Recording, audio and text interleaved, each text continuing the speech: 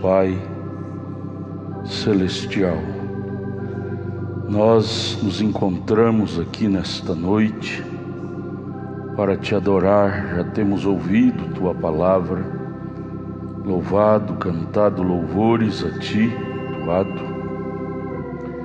E agora queremos a ministração da palavra, mais ministração, porque nossa alma ama ser ministrada pela Tua palavra, ser ensinada pela Tua palavra, porque é através do bom ensinamento da Santa Bíblia que constrói nossa alma para Deus.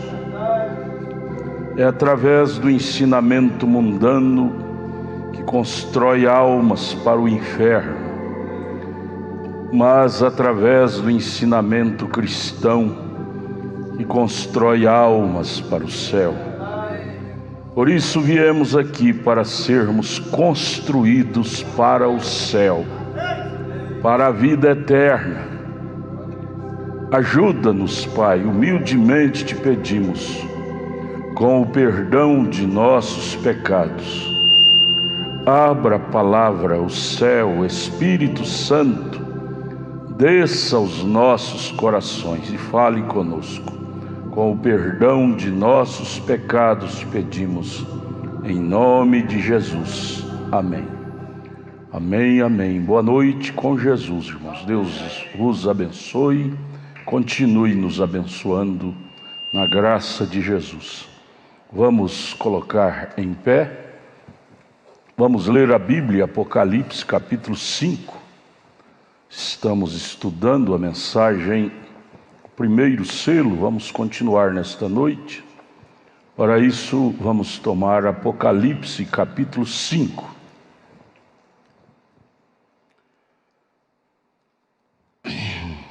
O livro selado com 7 selos, somente o Cordeiro, que é Cristo, é digno de abri-lo. E vi na destra do que estava sentado sobre o trono um livro, escrito por dentro e por fora, selado com 7 selos. Livro da redenção. E vi um anjo forte, bradando com grande voz: quem é digno de abrir o livro e de desatar os seus selos? E ninguém no céu, nem na terra, nem debaixo da terra podia abri-lo, o livro, nem olhar para ele. E eu chorava muito, porque ninguém fora achado digno de abrir o livro, nem de o ler, nem de olhar para ele. E disse-me um dos anciãos: não chores, eis aqui o leão da tribo de Judá, a raiz de Davi, que venceu para abrir o livro e desatar os seus 7 selos. E olhei, e eis que estava no meio do trono e dos 4 animais viventes, e entre os anciãos um cordeiro, como havendo sido morto, e tinha 7 pontas e 7 olhos, que são 7 Espíritos de Deus, enviado a toda a terra. E veio e tomou o livro da destra do que estava assentado no trono. Jesus, abra para nós mais de Ti nesta noite. Com o perdão de nossos pecados pedimos, em nome de Jesus. Amém. Podeis assentar, irmãos. Abra para mim aquele eco do fundo, irmão, tá? Choco.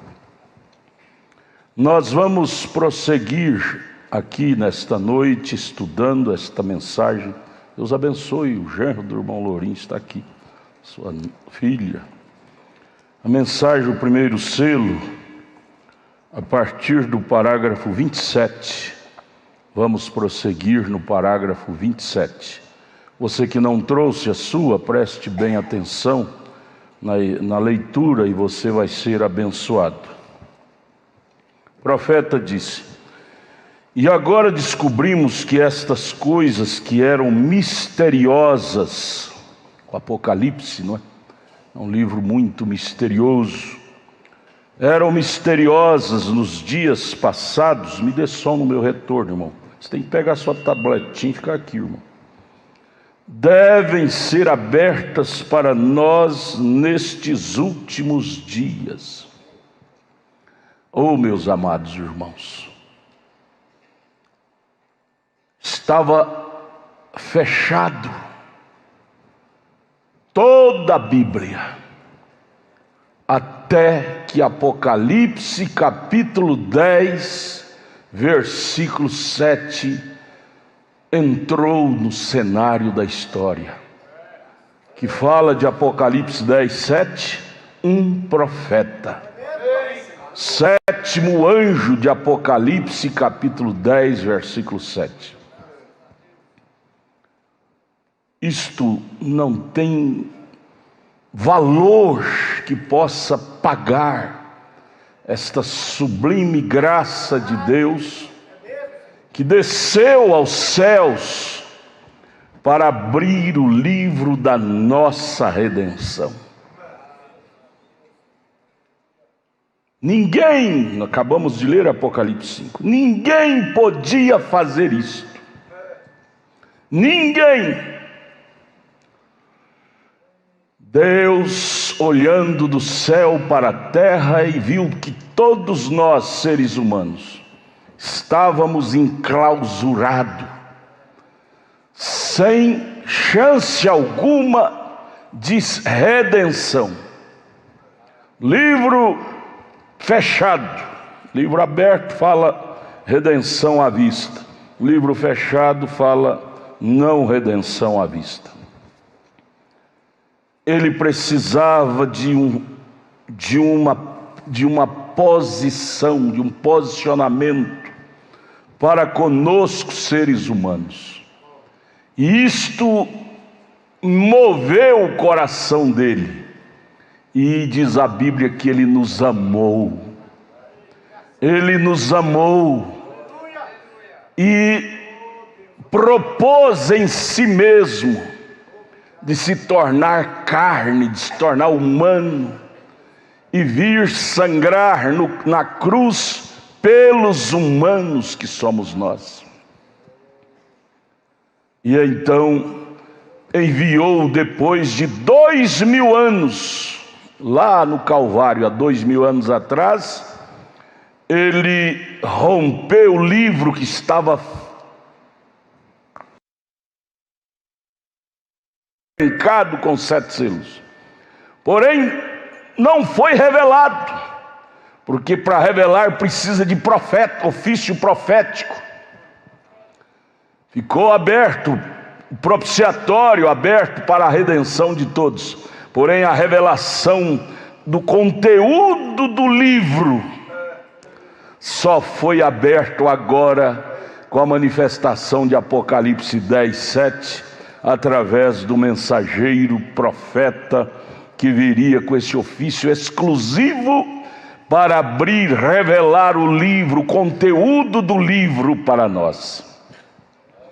E agora, amados irmãos, nós, nesta última era, no final da última era, termos esse gracioso privilégio de conhecer o conteúdo do livro. Gente, isso não é pouca coisa não, minha gente. Isso é motivo de pular, de gritar, de regozijar. Conhecer gentes leigas como nós. Conhecer a história verdadeira do plano da redenção de Deus. Gente, isso deveria nos emocionar 24 horas por dia. Eu era um perdido, cego, sem visão espiritual. Deus desceu dos céus e me deu visão espiritual para compreender o plano da redenção, para entender o livro. Quantas pessoas, meus amados, melhor do que nós, em todos os sentidos, estão com os olhos vedados e não entende o significado, o conteúdo do livro. Quantas? Eles não têm profeta. Quem não tem olhos de águia, quer dizer profético, não dão conta de ver. E agora nós, um povo simples, leigos, Deus se agraceia de descer e mostrar para nós, vírgula por vírgula, o conteúdo, o significado, desde a queda lá de Gênesis 3, desde a queda de Gênesis 3, até agora no Apocalipse, que é um livro complexo para a mente carnal, porém o próprio Cordeiro agora, através do ministério profético, desvendou o Apocalipse para nós. Oh, amados, que privilégio! Não há mais segredo, não há mais mistério para a noiva, para a igreja eleita. A Bíblia não é mais segredo, o livro não é mais segredo. Ela foi revelada, foi aberta. Onde você abre a Bíblia hoje, você entende o que isto quer falar com você. Ela fala conosco quando a gente abre ela. Não é mais um livro de símbolos, simplesmente símbolos. O sétimo anjo veio nos mostrando o que significa esses símbolos, esses tipos, estas metáforas. O sétimo anjo veio nos mostrando o significado de tudo isto, de tal forma que nós podemos fechar ela e abrir. Onde abre, você entende o que ela quer falar. Tudo no livro fala do plano da redenção. Onde você abre o livro, trata-se do plano da nossa redenção. Meus irmãos amados, deveríamos ser um povo mais rejubilantes da vida. Ninguém, gente, ninguém na terra tem o privilégio que nós temos. Que eu fiz para merecer isso? Que você fez? Nada. E no entanto Deus se agraciou de abrir nossos olhos para conhecer quem é Deus, conhecer que hora estamos vivendo, em que tempo estamos vivendo, conhecer que Ele enviou um profeta, conhecer o nome dEle, como se batizar corretamente para entrar no céu.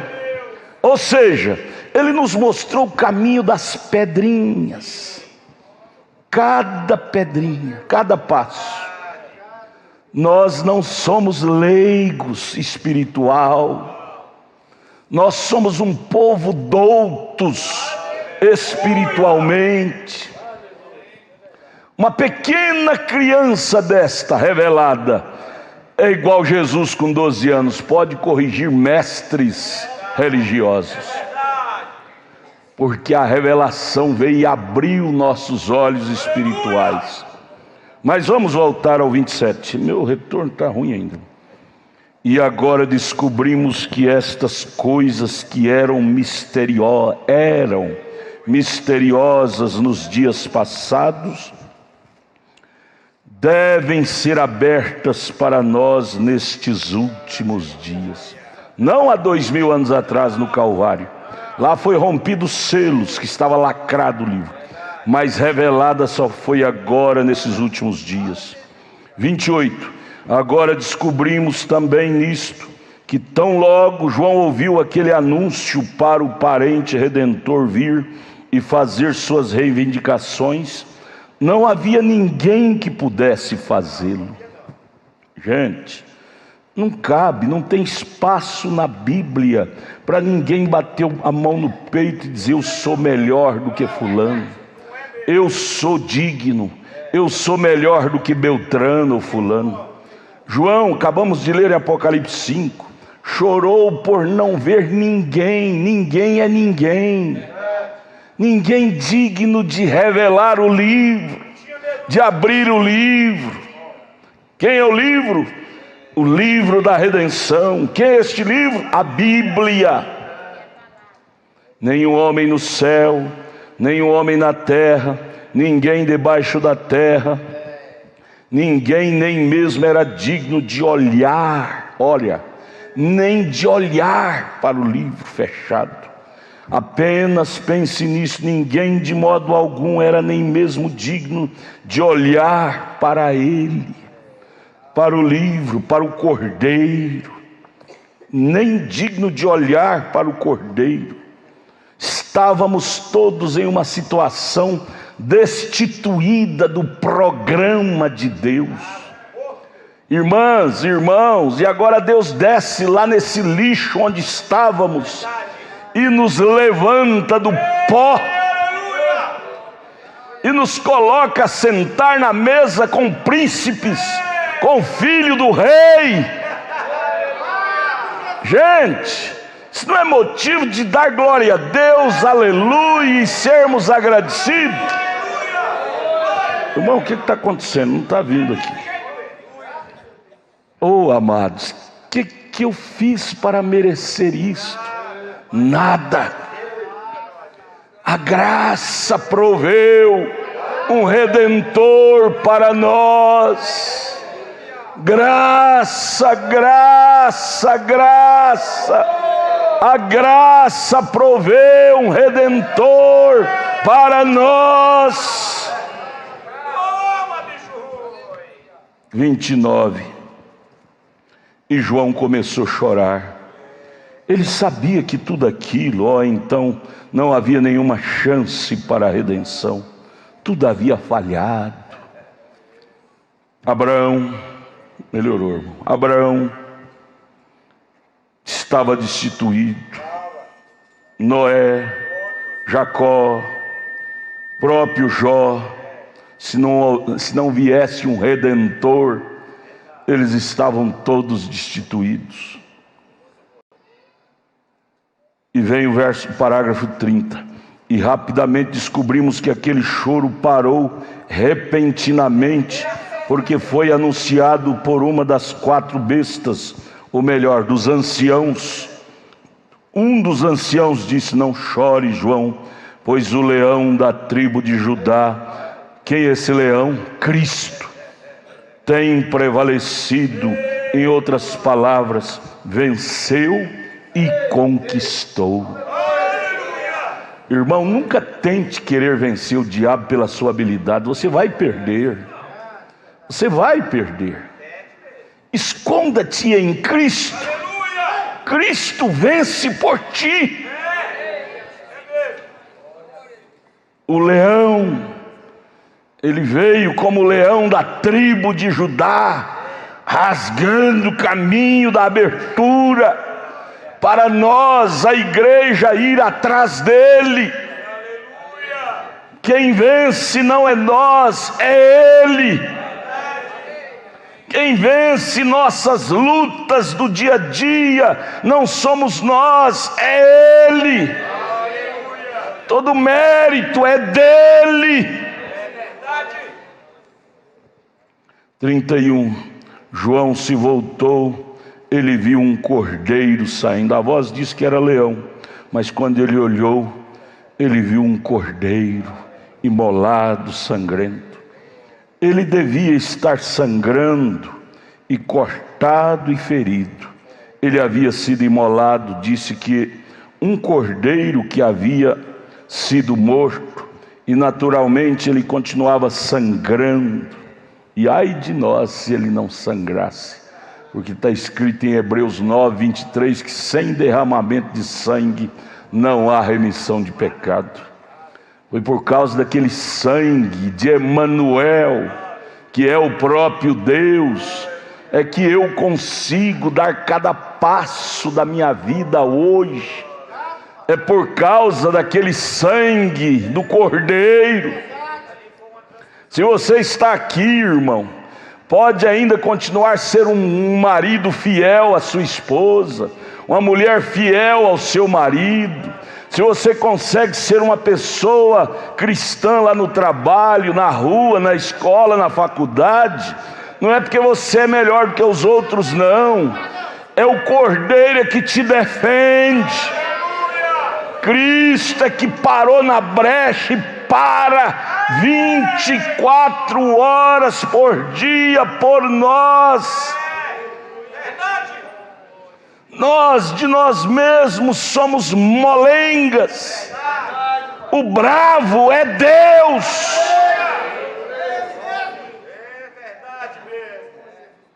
Se você ferisse, arruinou de novo, irmão. Estava bom, o senhor mexeu. Se você ferisse um cordeiro e o matasse da maneira que aquele cordeiro de todos os modos foi, ele foi retalhado aos pedaços em uma cruz, lanças do seu lado e cravos em suas mãos e pés, espinhos sobre a sua testa.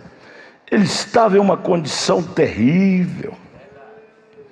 Ele teve que descer para que eu pudesse subir. Ele teve que se tornar humano para fazer de nós celestiais. Ele teve que se fazer pecado para fazer de nós salvos. Condição terrível. E este cordeiro veio e foi até aquele que estava sentado sobre o trono, o Pai, não é? Porque o livro voltou para a mão do dono original, que é Deus. Cordeiro ensanguentado foi lá, que segurava o completo título de propriedade da redenção, e o cordeiro foi e tirou o livro da mão daquele que estava sentado sobre o trono, e o tomou, e abriu os selos e abriu o livro. Tudo isto, irmãos, ele fez pensando em mim, pensando em você. Ele não fez nada pensando em si mesmo. Ele não precisava disso. Ele já era Deus. Ele não desceu da glória para fazer um espetáculo público, para se tornar famoso. Ele já era famoso, ele é o Criador. Ele não precisa desses elogios. Mas ele fez todo esse trabalho preocupados conosco. Irmão, irmãs, e nós às vezes não preocupamos com o que os escritos dele. Ele se preocupou tanto conosco, se preocupou tanto, os céus ficou parado lá, para ele descer, se tornar carne e sangrar por nós. Os céus se preocuparam, os anjos pararam naquela hora, escureceu tudo, na hora sangrenta. Deus, me ajuda a andar mais preocupado com os teus ensinamentos. Ele deixou um legado para nós de ensinamento, gente, tão lindo, tão precioso, que eu seria um grande estúpido em trair isto, em pisar nisto, em desonrar isto. Eu seria um selvagem.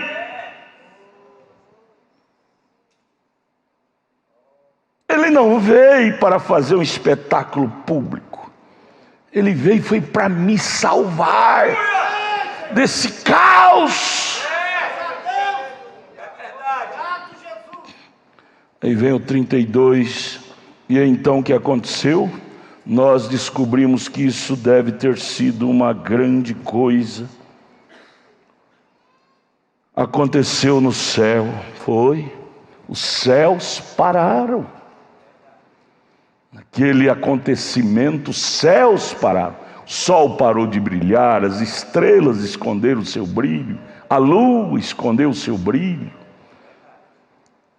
Aquilo era um espetáculo, era um mero malabarismo? Não. foi o maior acontecimento.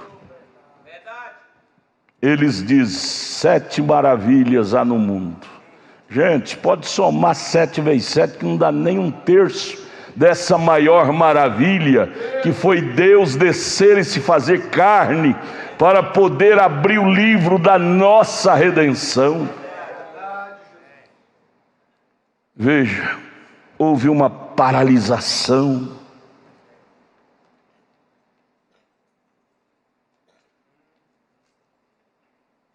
Pois os anciãos e os 24 anciãos e as bestas e todos no céu começaram a clamar quando viu aquilo, clamando, dizendo: digno, digno.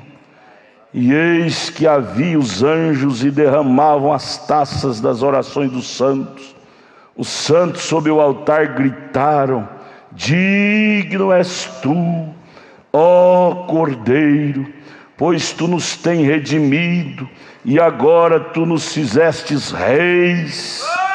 Irmão, irmã, de um João ninguém como éramos, ele nos pega e faz reis. Gente, isso não é pouca coisa não, irmão. Isso não é conversa mole não.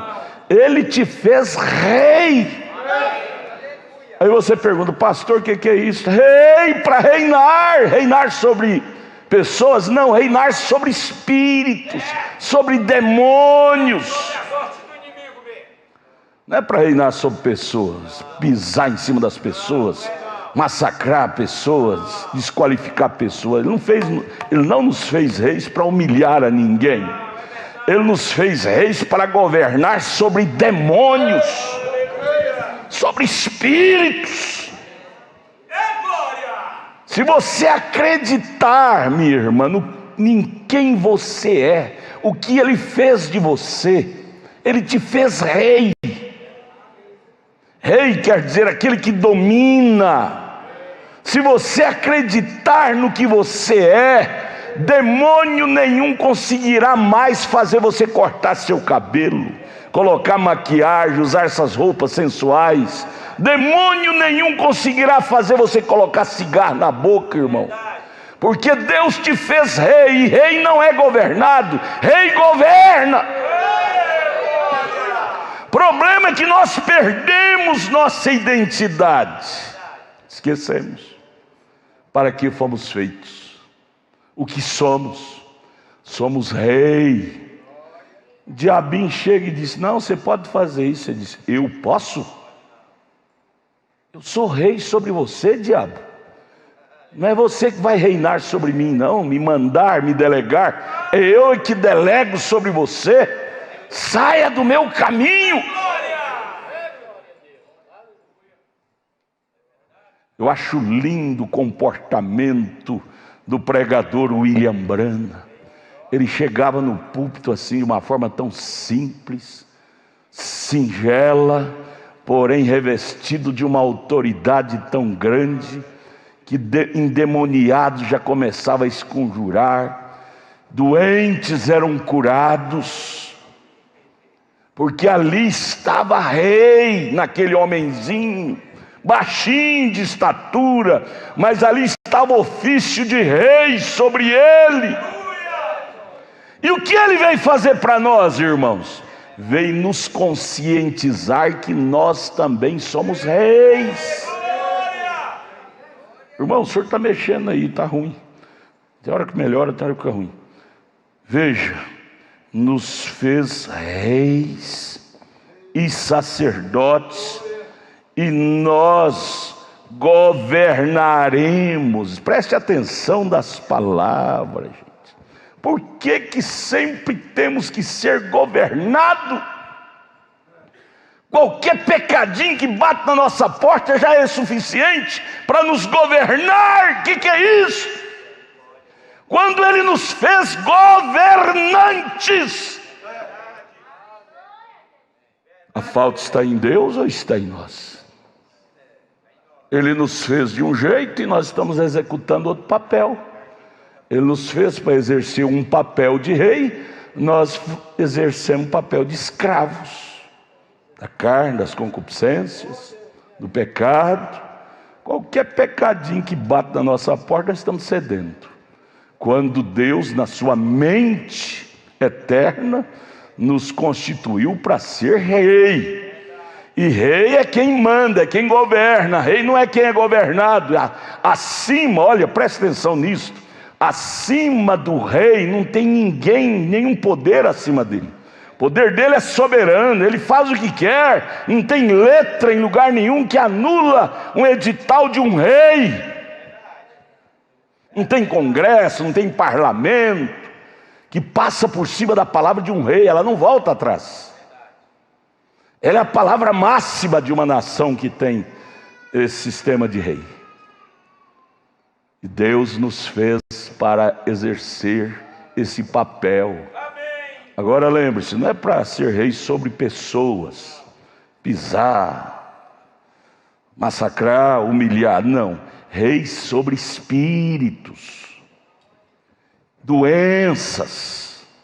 Chega e diz: eu sou a doença fulana. Você diz: não, você é a doença, mas eu tenho o ofício de rei. Rei manda, saia daí, vá embora desse corpo. Requerer, rei é aquele que requer com autoridade máxima. Não há uma autoridade maior do que a de rei. E Deus, está escrito em Apocalipse, o profeta comentando, Ele nos fez reis e sacerdotes, e nós governaremos a terra. Agora vamos prestar bem atenção nisso, está no verbo futuro, governaremos. Até quando isso vai ficar no verbo futuro, hein? Será que tem que ser no novo céu e nova terra? Então a oração do Pai Nosso nós temos que rasgar e jogar fora. Ele diz: assim no céu como na terra, assim na terra como no céu. Tem parte da Bíblia que nós vamos ter que rasgar e jogar fora. Nós ficamos empurrando com a barriga que esse ofício de rei nós vamos ter só depois que for para lá. Será que do lado de cá nós não podemos provar disto? O irmão Branda provou. Josué provou. Falou e o sol parou. Temos tantos flashes na Bíblia de homens como eu, como você, mulheres, que usaram este ofício de rei. Palavra máxima. Sabe por quê, irmão? Se nós não parar para analisar essas pequenas colocações, o diabo passa conversa em nós. O diabo é muito sabido, sagaz. Ele disse: não, você é um pecador, tá vendo? Você errou ali, você errou aqui. Você diz para ele: Satanás, eu errei fisicamente, mas a minha fé não tem erro. O meu ofício real está dentro de mim. Eu não vou te expulsar no nome da minha carne, eu vou te expulsar no nome de Jesus Cristo. Porque o diabo quer jogar na nossa carne a nossa ineficiência exterior, nosso físico.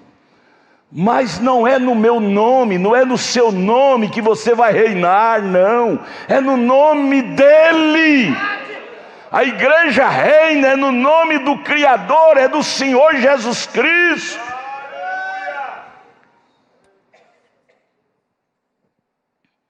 E agora tu nos fizeste reis e sacerdotes, e nós governaremos a terra.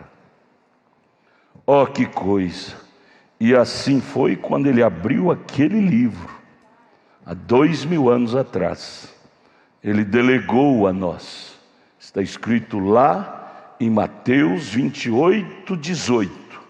É-me dado todo o poder nos céus e na terra.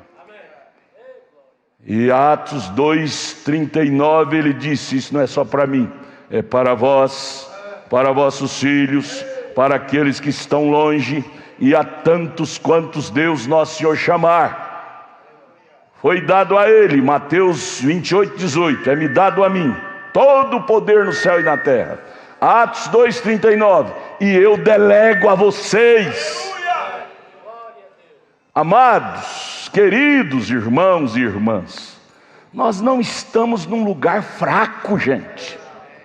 Nossa religião não é fraca. Nosso evangelho não é fraco, nossa doutrina não é fraca. Nós estamos estabelecidos espiritualmente falando, doutrinariamente falando, em uma rocha segura, inabalável. Mombrana desesperou demais, ele batia na cabeça e dizia: Deus, faça com que a igreja entenda o que ela é. Faça a igreja entender o que ela é. O dia que a igreja entender o que ela é, ela se tornará um exército invencível do Deus vivo na terra. Nada barrará esta igreja espiritualmente falando. Nada.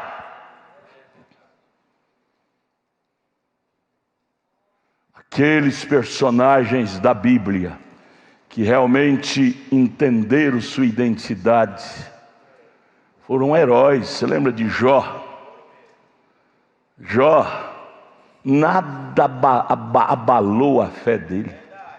Você leia lá em Jó capítulo 1. Vamos dar só uma olhadinha só para você ver. Jó capítulo 1, depois você segura esse parágrafo aí, Samuel, irmão Samuel, para mim. Vamos lá, Jó 1. Eu estava lendo esses dias no culto doméstico com a minha esposa. Nós estamos lendo novamente a Bíblia, estamos em Jó.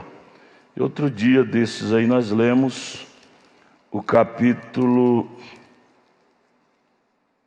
2 de Jó. Jó capítulo 2. E vindo outro dia em que os filhos de Deus vieram apresentar-se perante o Senhor, veio também Satanás entre eles apresentar-se perante o Senhor. Satanás chega. O jeitinho que o Espírito Santo chega, Satanás também chega. Ele é oportunista. Chega para pegar a oportunidade em minha vida, em sua vida, para inserir, usar alguém, que ele como espírito, ele não pode fazer coisa por si mesmo, ele tem que usar alguém. Usar alguém para ele inserir o veneno dele em nós. Verso 2: Então o Senhor disse a Satanás: de onde vens? Respondeu Satanás ao Senhor e disse: de rodear a terra e passear por ela. Ele é um andarilho. Satanás é um bisbilhoteiro. Ele rodeia a terra entre pessoas para descobrir vasos que ele possa usar e fazer daquilo canal para ele inserir veneno maléfico para ferir a semente de Deus. Eu sou andarilho, Satanás dizendo para Deus. Verso 3: E disse o Senhor a Satanás: nessas andanças tua, observaste o meu servo Jó lá na terra? Porque ninguém, amém, há na terra semelhante a ele, homem sincero. Irmãos, nós temos que buscar essas qualidades. Senhor, me dê sinceridade espiritual. Porque muitas vezes o diabo é cruel. Ele quer nos dar uma sinceridade hipócrita, fazer de nós aquele justo de colarinho abotoado. Isso não existe, gente, não existe. Todo homem humano, ele tem seus arranhões. Você tem que ter sinceridade espiritual. Dizer: Satanás, eu não estou batalhando no nome do homem de fora, eu estou batalhando no nome do homem de dentro. Isso é sinceridade. O problema é nós que queremos ganhar a batalha com a coisa de fora. Você vai perder todas elas. Ninguém há na terra semelhante a ele, homem sincero e reto, temente a Deus e desviando-se do mal, e que ainda retém sua sinceridade, havendo-me tu incitado contra ele para o consumir sem causa. Veja, se você lesse o verso 1, você vai ver o que Deus está dizendo para Satanás. Satanás incitou a Deus levantar contra Jó. Deus disse para Satanás: vai lá, toque em tudo que ele tiver, só não toque na sua alma. Aí você vê que ele matou seu gado, seu rebanho de camelos, seus filhos, queimou sua fazenda, acabou tudo. E aí no verso 3 do capítulo 2, Deus disse para Satanás: você está vendo meu filho Jó? Você, Satanás, me incitou, me pediu para que você tocasse nos bens materiais e físicos dele. Eu permiti. Veja que ainda ele mantém sua sinceridade para comigo. Você sabe por que Jó conseguiu manter sua identidade cristã? Porque Jó sabia quem é que estava dentro dele. Ele sabia que ele era rei. Irmão, o dia que você perder essa identidade, esquecer quem é você, qualquer probleminha vai te tirar da fé, da igreja, da comunhão. Por que esses problemas devastadores? Você lê depois Jó primeiro, quando você chegar na sua casa, perdeu tudo. Era um milionário e por fim perdeu até a saúde. E Deus pôde dizer para Satanás: ainda retém sua sinceridade, havendo-me tu incitado contra ele para o consumir sem causa. Por que Satanás conseguiu manter a integridade? Porque ele não perdeu a identidade de quem era ele do lado de dentro. Do lado de fora estava todo chagado, leproso. Perdeu tudo, bens materiais, gado, filhos, tudo. Mas do lado de dentro ele não tinha perdido nada. Jó perdeu tudo do lado de fora, mas do lado de dentro ele não perdeu nada. Nada. É assim mesmo. Isso equivale, gente. 1 Coríntios 15:50 diz que embora essa carne do lado de fora vai passar. Vai passar. O que você não pode deixar perder é o seu homem interior. Verso 4. Então Satanás respondeu ao Senhor e disse: pele por pele, e tudo quanto o homem tem dará pela sua vida. Estende, porém, a tua mão e toca-lhe nos ossos e na carne, e verás se não blasfema de ti na tua cara. Aí foi quando Deus liberou para ele tocar na saúde de Jó. Verso 6, e disse o Senhor a Satanás: eis que está na tua mão, poupa porém sua vida. Vida nesse caso é a alma, né? Então saiu Satanás da presença do Senhor e feriu a Jó de uma chaga maligna, desde a planta do pé até o alto da cabeça. Satanás foi desenvolver o papel dele. Irmãos amados, é papel do diabo tocar em nós. Não seja menininho, inocentinho, mamador de chupeta, que qualquer coisa, meu irmão fulano pisou no meu dedão, a irmã falou de mim. Isso é menino mamador de mamadeira. É ministério do diabo tocar na moral, na carne do Filho de Deus. E ele usa pessoas. Satanás saiu da presença do Senhor, verso 7, para trabalhar. Satanás é trabalhador. E o trabalho dele é desfigurar o que Deus figurou, desfazer o que Deus fez. Não seja inocente, minha irmã, em pensar que o diabo é mansinho. Ele não é mansinho, não. Verso 8, e Jó, tomando um pedaço de telha para raspar com ele as feridas, assentou-se no meio da cinza. Firme espiritualmente Jó estava, firme espiritualmente Jó continuou. Você não vê que ele assentou para difamar de Deus, sentou para tirar aquelas carnes podres que as chagas estavam comendo dele, tirar com a caco de telha. Sentou na cinza, porque o único lugar que sobrou para ele foi jogado lá nos fundos do quintal, misturado com as cinzas. O grande homem que outrora, enquanto andava, os sábios, fazia continência, levantava e fazia reverência enquanto ele passava. e agora ele ter que andar pelas ruas, todos meneavam a cabeça, até as crianças sorriam dele. Mas nem por isto abalou a fé de Jó.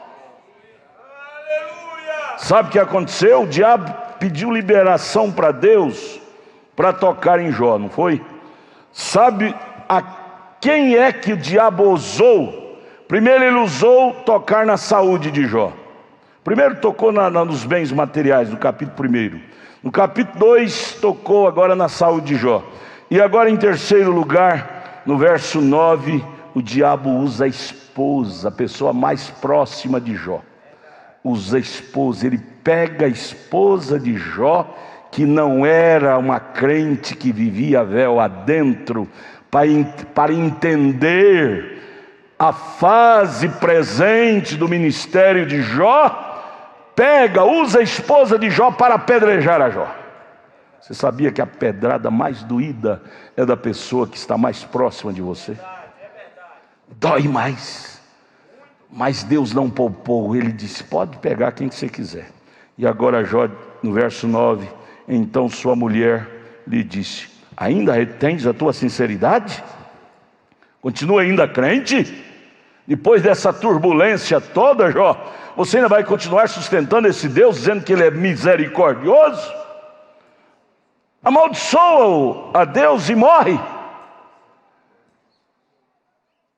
Jó podia dizer, mulher, para de ser carnal, se olha só para o lado material das coisas. Misericórdia de Deus não é medida com bens materiais, é com bens espirituais. Eu era um perdido, ele me salvou. Isso é misericórdia. As coisas naturais vêm e passa, é sempre assim. Mas a coisa espiritual é o bem maior. Como eu posso amaldiçoar um Deus que me fez rei?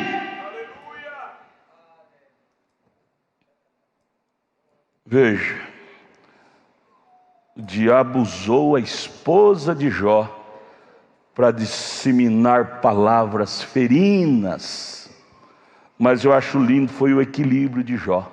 Ele não divorciou dela, ela saiu do caminho dele. Você nunca mais vê falando de esposa de Jó. Eu creio que aquela renovação que Jó teve lá na frente, a mulher dele não estava nessa segunda fase. Ele foi renovado, teve filho. Uma velha não geraria mais filho, ele teve muito filho. Deus tirou ela do caminho, mas sem Jó divorciar dela, sem Jó chutar ela.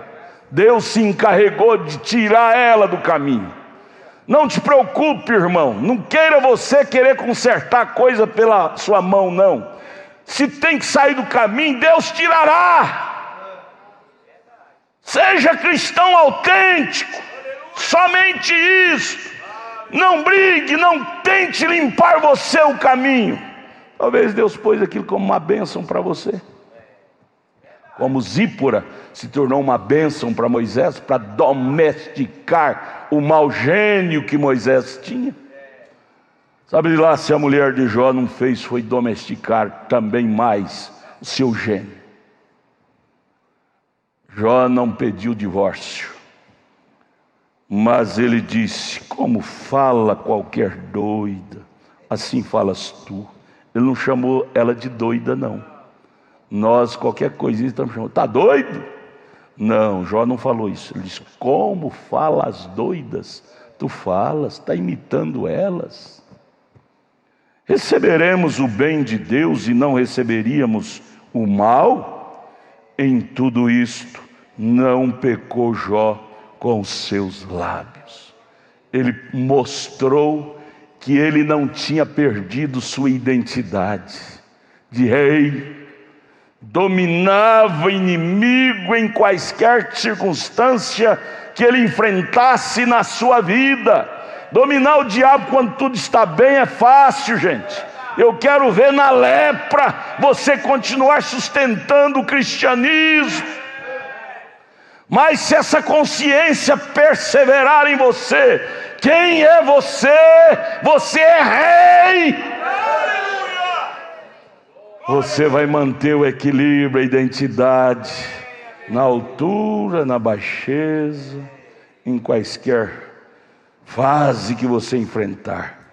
Você vai se portar como crente Jó. Aleluia. E aí, por último, no verso 11, o diabo entra nos 3 amigos de Jó.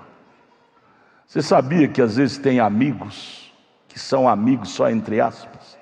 Vêm para bisbilhotar sua vida, para depois te meter o punhal nas suas costas? Tem segredo, você não pode estar contando. Aliás, não deve contar para ninguém. Mas contar para determinada pessoa, ela vem com aquele semblante de dó. Tadinho, eu vim te visitar, irmão Jó. Fiquei sabendo da desgraça, da doença, do que aconteceu na sua fazenda. Eu vim cá para trazer palavra de consolo. Palavra de consolo? Veio para conhecer melhor o quadro, a história negra, para depois começar a disseminar palavra cruel contra Jó. Jó, você pecou. Jó, você... Sabe? Veja o verso 11. Ouvindo, pois, 3 amigos entre aspas, amigos de Jó, todo esse mal que tinha vindo sobre ele, vieram cada um do seu lugar, um de cá, um de lá, um de lá. Vem de longe, igual o urubu. Sente o cheiro da carniça, vem de longe. Há pessoas que sentem o cheiro da sua desgraça, fica sabendo de longe, liga, alô? Fiquei sabendo que aconteceu isso com você, é verdade? Estou ligando só para confirmar. Manda eles ir plantar batata. Melhor coisa é esta. Vieram cada um do seu lugar. Elifaz o tenamita, Bildade o suíta, Zofar o naamatita, e consertaram, quer dizer, se trataram, se combinaram, juntamente virem condoer-se dele e consolá-lo. Gente, eu não preciso dessas palavras de condolência, não. E nem você.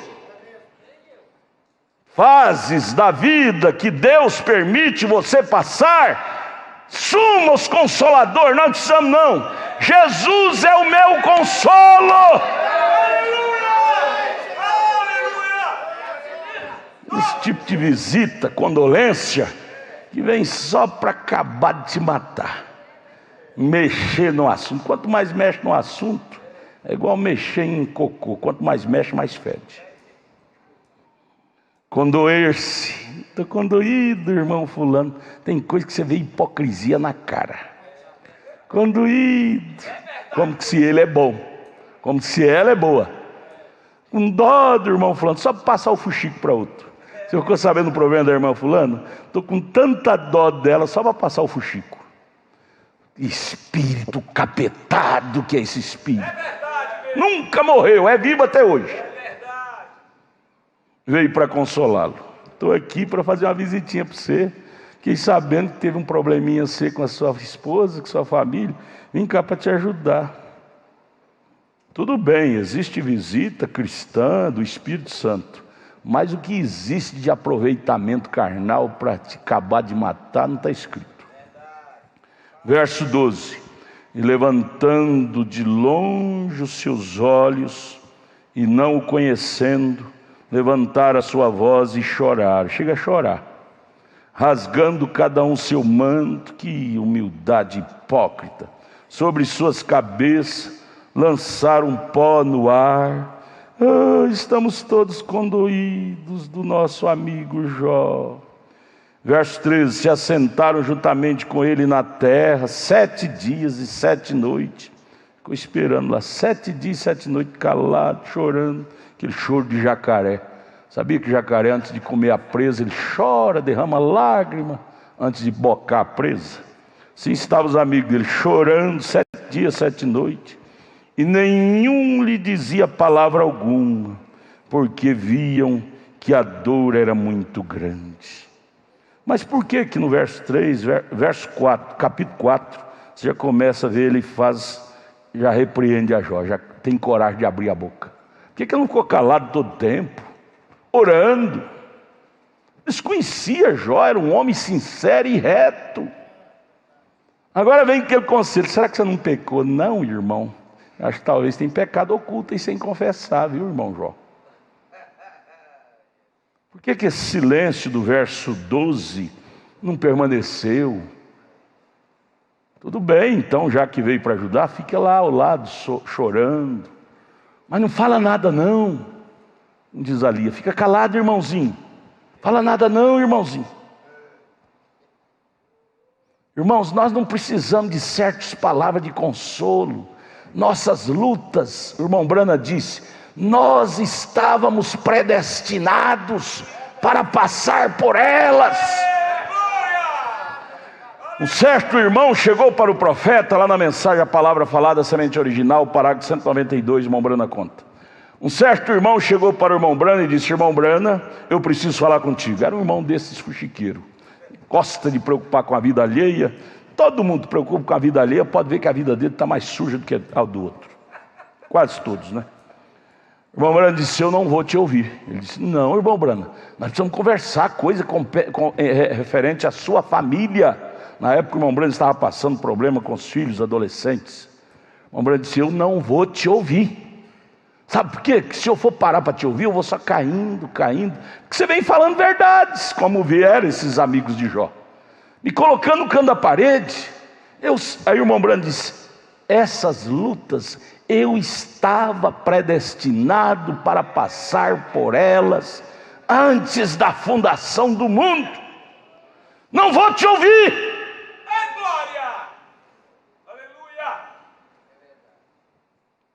Outro dia um irmão veio no escritório dizendo, pastor, passando um problema sério no meu casamento, mas todo dia chega irmão na minha casa com dó de mim, condolência, querendo saber detalhe. Eu falei, irmão, por que você não manda eles plantar batata?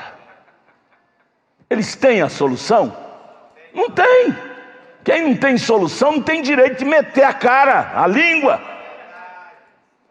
Brana fala isso na mensagem Hebreus 2, primeira parte, logo no início, Hebreus capítulo 2, primeira parte, logo no início ele diz, se você não tem a solução, você não pode entrar naquilo, senão você fica culpado daquilo. Mas surgem os santos salvadores da pátria. Ele faz, que era o nome deles, ele faz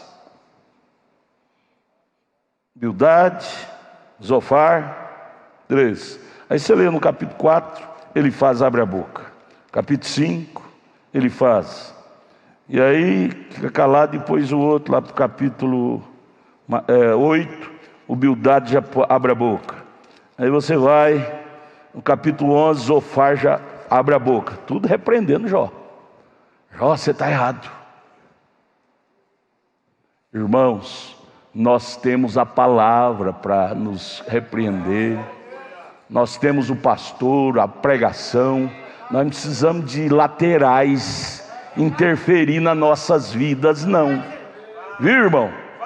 Nós temos diáconos oficiais para fazer visita para os irmãos que estão passando em necessidade. Não precisa de irmãozinho, irmãzinha e visitar o irmão que está passando luta, não. Nós temos os oficiais da igreja. Basta os problemas que temos, para que mais? Infiltradores. Mas o que eu acho lindo é o equilíbrio de Jó. Nem por isso Jó achou motivo para amaldiçoar a Deus. No fim ele vai dizer, nu saí do ventre e nu voltarei. Aqui, ó, capítulo 1, verso 21 e 22. Capítulo 1, verso 20. Depois que perdeu fazenda, animais, os filhos, morreu tudo. Ao invés de Jó levantar, rasgar os vestidos e difamar de tudo e de todos, vamos ler capítulo 1 de Jó, verso 20, 21 e 22. Então Jó se levantou, rasgou seu manto, rapou sua cabeça e se lançou em terra e difamou e adorou. Sabe o que Jó estava dizendo com isto? Senhor Deus, o Senhor o Senhor dedicou uma grande confiança em mim, que de acordo com 1 Coríntios 10, verso 13, Está escrito lá que Deus não permite luta acima do que nós podemos suportar. Senhor, tu confirmou o ministério grande a mim. Se o Senhor permitir essa grande luta, o Senhor sabia que eu ia suportar. Então, Deus, deixa eu te adorar para adquirir força. Você sabia, amados? Cada luta que Deus permite, que nada acontece sem Deus permitir, que Deus permite em nossa vida, porque Ele confiou que nós venceria mais aquela. 1 Coríntios 10, 13, Ele não permite luta, prova acima do que podemos suportar. A Bíblia diz. Quando vier a luta, você diz: oh Deus, o Senhor me confiou uma barra pesada, mas o Senhor confiou, o Senhor sabe que eu vou vencer. Senhor, me ajude a lembrar que eu sou rei, e rei nasceu para reinar. Não me deixe abrir mão da minha identidade. Nasci para reinar. Então eu creio que Jó lá, rapado a cabeça, caído no chão, ele orou assim: Senhor, me ajude a conservar a minha identidade. Verso 21, e disse, aí ele virou para os demônios, a capetada que estava ali, a própria esposa dele que já estava em cima do muro. Ele virou no verso 21 e disse: nu saí do ventre de minha mãe, e nu tornarei para lá. O Senhor o deu, o Senhor o tomou. Bendito seja o nome do Senhor. Bendito, não maldito. Bendito. Você pode dizer isto?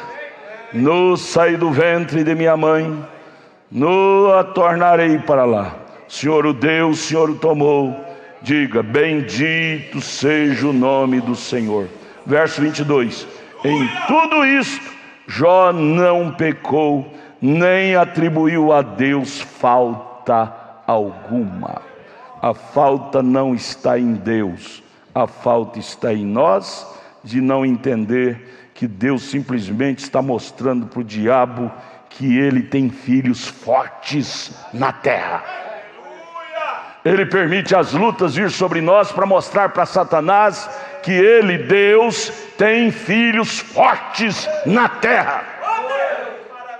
Diga: ó fraco, sou forte. Diga: ó fraco, sou forte. Deus permite lutas vir sobre seus filhos para mostrar para Satanás que ele tem filhos fortes na terra. Ele tem guerreiro mesmo. Reis, rainhas.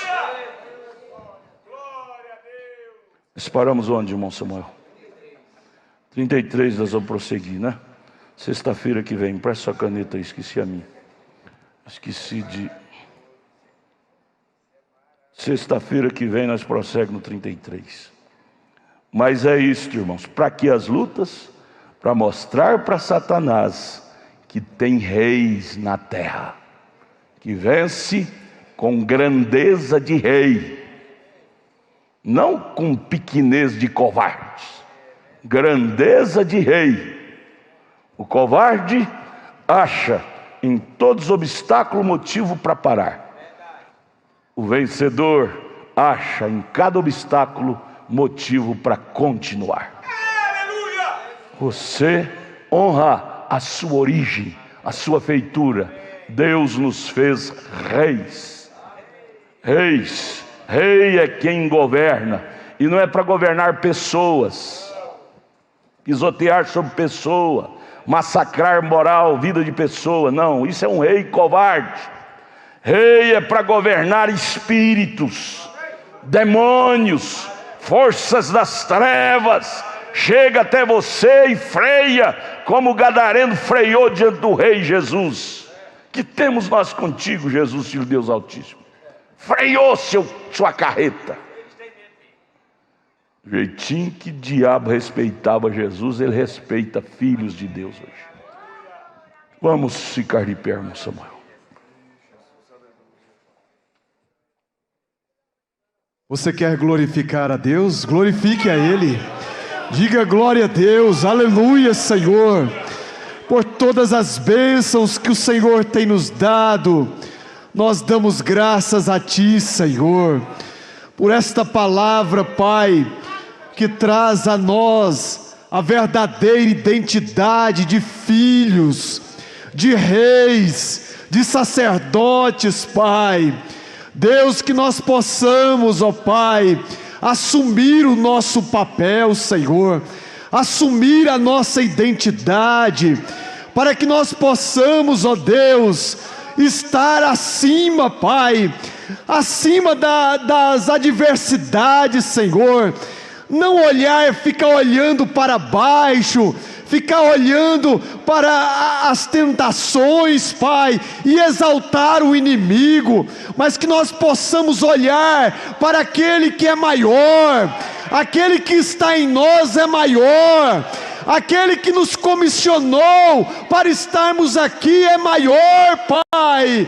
E é por isto, ó Deus, que nós te agradecemos nesta noite, Pai, por tudo que o Senhor tem nos dado, pelas bênçãos, Pai, pelas libertações, Senhor, pelas curas que o Senhor tem trazido nesta noite, para os nossos corpos, para as nossas almas, Pai. Ó Deus, como isto foi maravilhoso, Senhor. Pedimos a Ti, ó Deus, leva-nos em paz, Senhor, agora, aos nossos lares, Senhor, sobre a unção deste culto, Senhor, para que possamos remoer isto nesta noite, amanhã durante o dia, Pai, e que possamos nos encontrar novamente, Pai, para Te adorar no próximo culto, Senhor. Assim nós Te pedimos e Te agradecemos, ó Deus, no nome do Senhor Jesus Cristo. Amém, Jesus. Amém, Senhor.